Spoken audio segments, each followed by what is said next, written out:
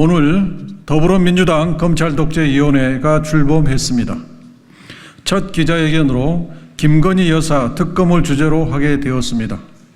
김건희 여사가 단순히 계좌만 빌려준 것이 아니라 직접 주가 조작에 깊숙이 개입된 정황과 진술이 여러 차례 나왔습니다.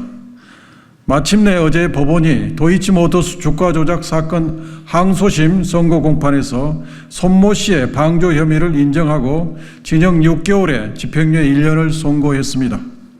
그동안 대통령실은 1심에서 무죄를 받은 손모 씨를 거론하며 봐라, 손모 씨가 무죄이니 김 여사도 무죄다는 입장이었는데 이젠 어떤 입장을 내놓을지 궁금합니다.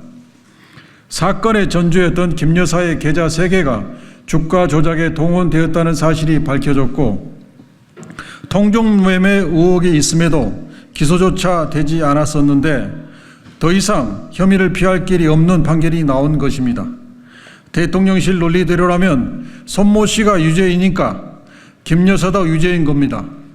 이쯤 되면 검찰이 김 여사를 기소하는 것이 당연합니다.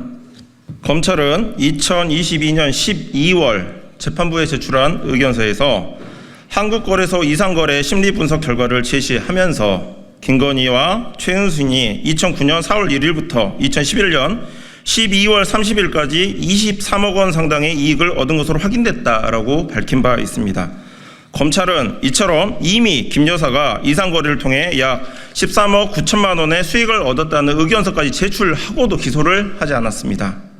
더욱이 1차 주가조작 주포 이정필의 피의자 신문 조서, 도이치모터스 주가조작 사건 판결문의 기재 내용, 김건희 여사와 대신증권 직원과의 통화 녹취록 등 기소에 필요한 증거는 차고 넘칩니다.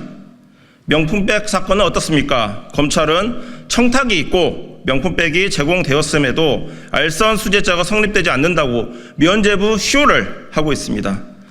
수사심의회는 반대 당사자인 최재형 목사 측 주장을 들어보지도 않고 검찰에 동조했습니다. 사건을 조작해서 없는 죄를 만들어내고 있는 죄를 기소조차 하지 않음으로써 면죄부를 주는 것이 지금 정치 검찰의 행태입니다. 이제 김건희 특검은 피할 수 없는 상황입니다. 김건희 여사는 현재 대한민국에서 불공정과 국정농단의 대명사가 되었습니다. 김건희 특검에 반대하는 세력은 불공정 세력이고 주가 조작 세력임을 자인하는 것입니다. 윤석열 대통령과 국민의힘은 주가 조작을 옹호하고 주식시장을 교란하며 개미 투자자들에게 피해를 입히고 궁극적으로 주식시장을 파괴할 것이 아니라면 김건희 특검법을 즉각 수용하시기 바랍니다. 윤석열 정권의 검찰 수사권, 기소권 남용과 야당을 탄압하기 위한 억지 기소와 사건 조작이 도를 넘고 있습니다. 정치검찰이 민주주의와 법치주의의 최대의 적이 되고 있습니다. 이 나라의 최대 암적 존재는 검찰이다. 나라가 검찰공화국으로 전락하고 있다. 김대중 대통령께서 검찰의 사냥에 희생된 노무현 대통령의 죽음 앞에 내 반쪽을 잃은 것 같다라고 오열하면서 하신 말씀입니다. 대한민국 제1의 민주화운동은 이승만 독재 정권에 맞선 것입니다. 제2의 민주화운동은 천재분간도 못하는 군사독재 정권과 맞서 싸운 것입니다.